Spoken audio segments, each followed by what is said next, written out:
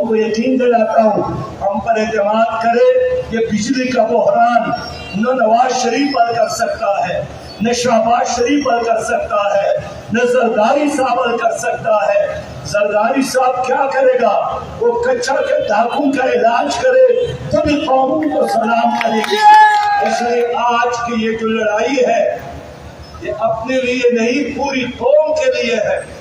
और मैं कौम से अपील करना चाहता हूँ कि अपने लिए तो नहीं, अपने मुस्तकबिल के खातिर जमात इस्लामी की इस जद्दोजहद का हिस्सा अपने बच्चों समेत तशरीफ फरमा थे और शॉपिंग के लिए आ रहे थे। अगर उनके बच्चे उनके साथ न होते तो मेरा दिल चाहता था कि कान से पकड़ कर इधर हाजिर कर लूं। दो पाँव होते हैं, दो हाथ होते हैं, दो आंखें होते हैं, लेकिन दिल में गुलाम इसलिए कि उनका फैसला खुद नहीं होता है, उनका फैसला कोई और करता है।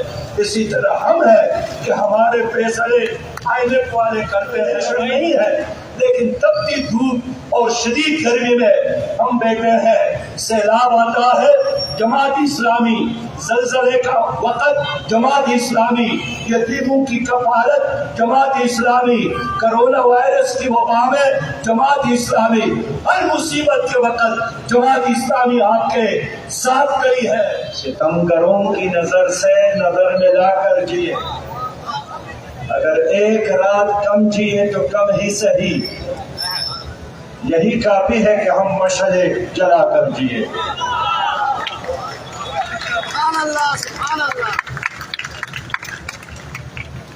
मोहतरम जनाब हाफिज नईमुर रहमान साहब, अमीर जमात इस्लामी पाकिस्तान, जनाब मियां मोहम्मद असलम साहब, नायब अमीर जमात जनाब डॉक्टर उसामा रजी साहब, जनाब अजहर इकबाल हसन साहब, दीगर कायदीन जमात इस्लामी और मेरे पुरजोश पुरअज़म सरबकब नौजवान भाइयों, मेरे हम सफर हम कदम दोस्तों और साथियों,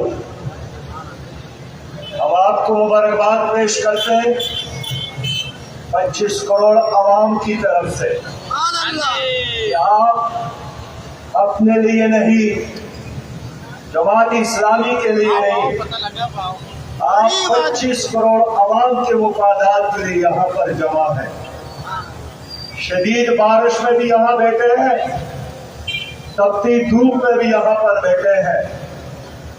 आज मुझसे एक साथी ने पूछा धरना कब तक जारी रहेगा। मैंने कहा यही सवाल एक अमरीकी सहाबी ने अफगानिस्तान के मुल्ला मोहम्मद उमर से किया था कि जंग कब तक जारी रहेगा। उसने आसान और मुख्तसर जवाब दिया कि अगर अमरीकी तक गए हैं तो वापस जाए, हम तो अभी तक के नहीं है।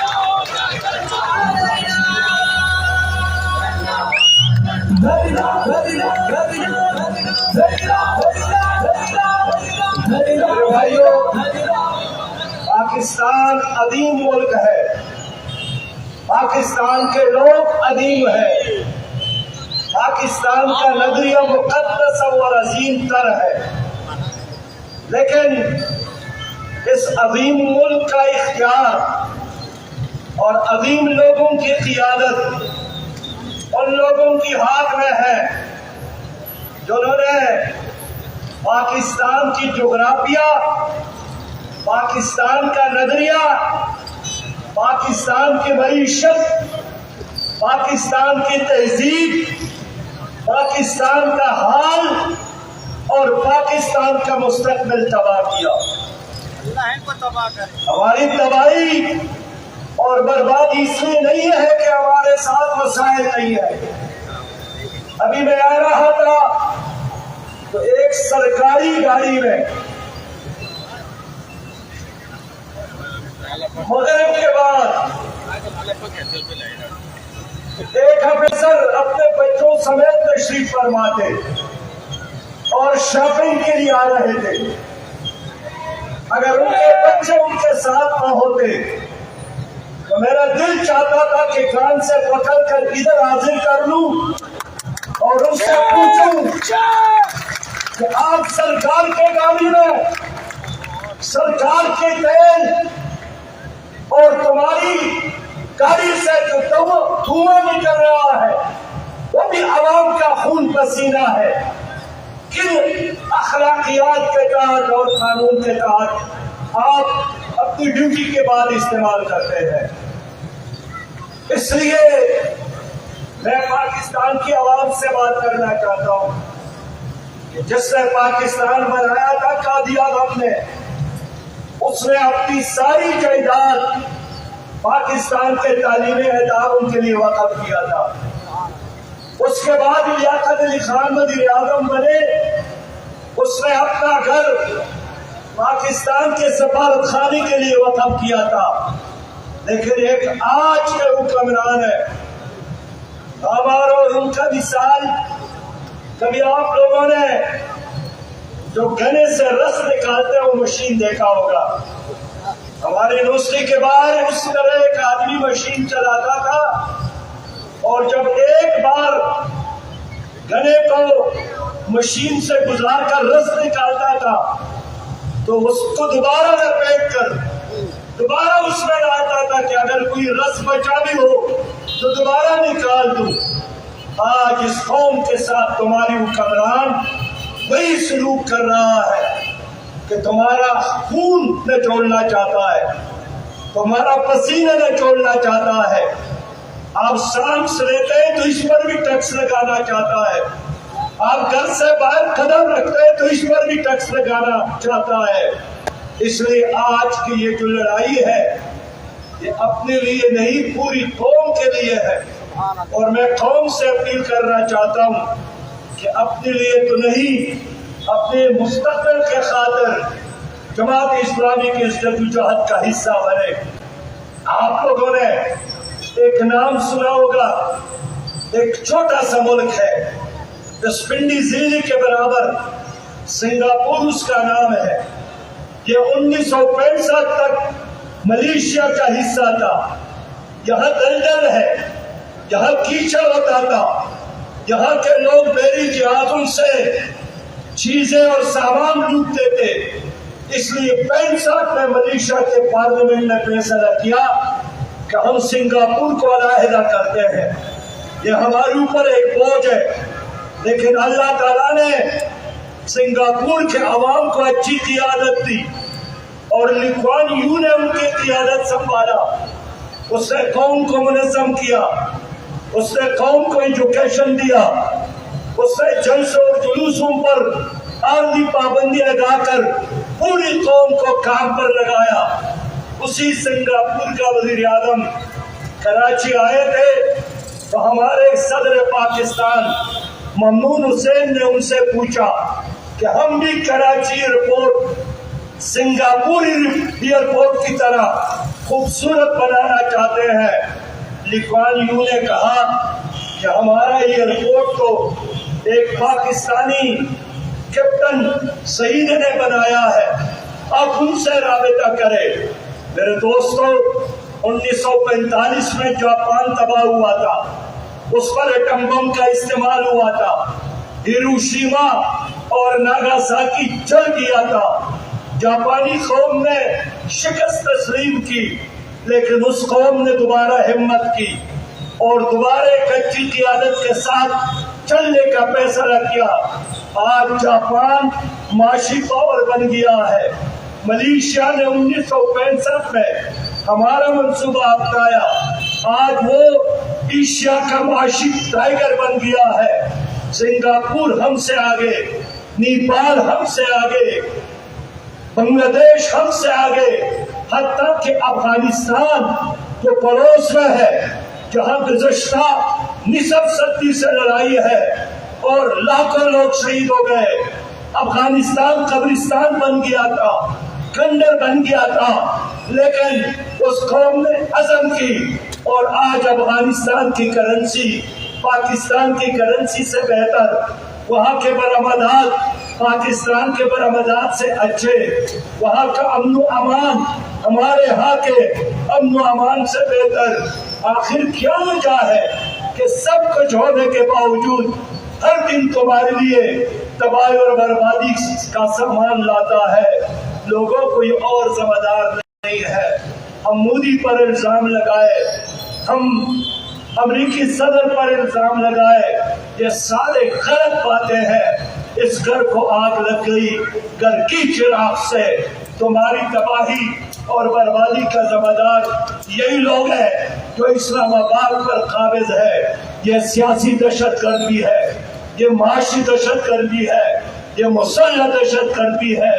ان کی وجہ سے آج پاکستان میں 5000 ارب روپیہ سالانہ کرپشن ہوتی ہے۔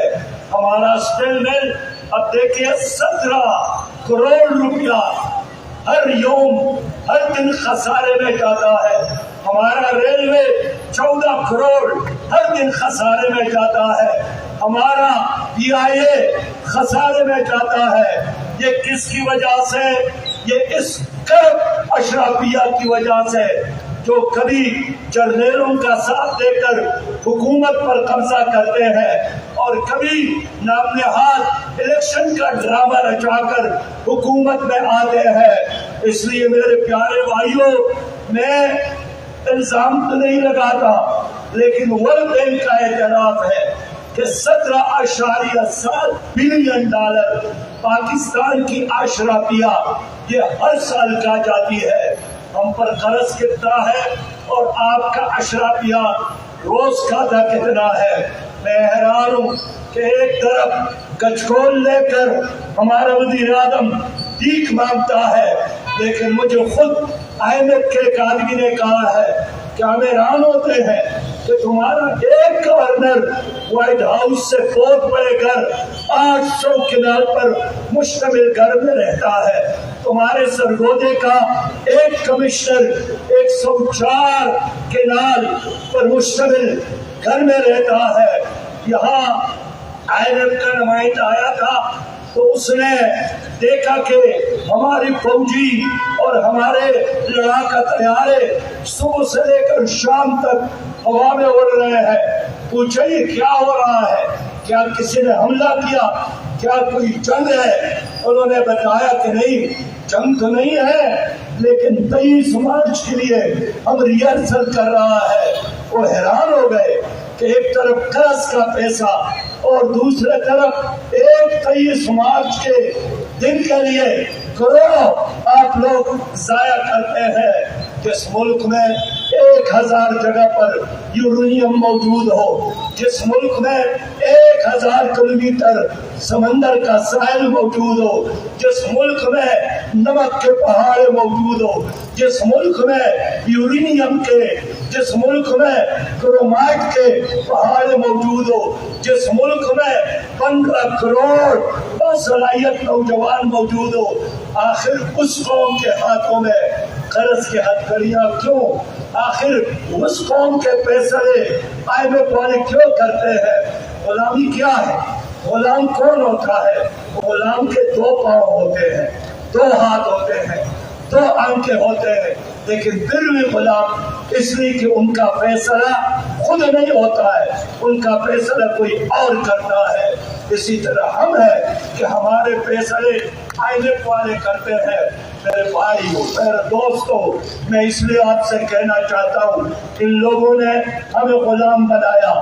IMF کو ایسٹ انڈیا کمپنی کی طرح اختیارات دے کر ہمارے فیصلے اب ان کے ہاتھ میں ہے، اور ہمیں ہر وزیر اعظم یہی کہتا ہے کہ ہم وہی کچھ کریں گے جو IMF کہتا ہے۔ میں کہتا ہوں ہم IMF کا نہیں مانتے، وہ باپ ہوگا تمہارا باپ ہوگا، ہمارا